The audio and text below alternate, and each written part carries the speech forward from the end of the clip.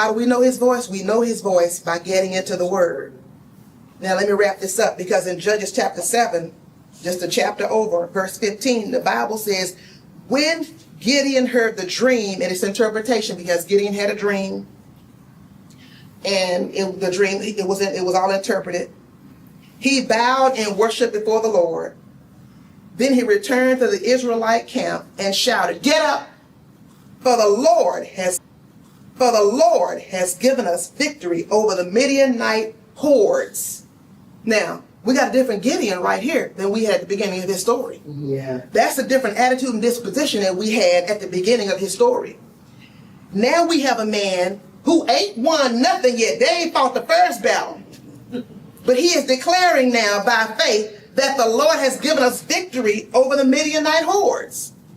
That happened because of the Lord and his interaction, because of the Lord showed up and gave Gideon some instruction. For us today now, these people all they had was what we call the Torah. Torah is 5 first books of the Bible, right? Genesis, Exodus, Leviticus, Numbers, Deuteronomy.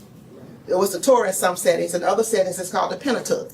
But all these people had back then, they didn't have no Bible like we have now. All they had was these, they called them at then the book of Moses. That's all they had was these 5 books. And they called them the law. That's another reference. They called them the law. So they read that law. They learned it, they read it, and that was the only frame of reference they had. And even reading the law, they got to know God. Can you imagine? Even reading the law, Gideon knew that this was the Lord just by reading the law.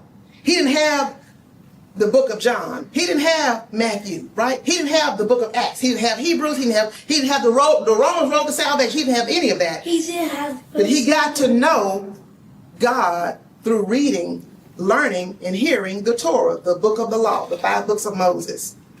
It's not going to be any different for us. If you want to get to know God, if you want to know God's voice,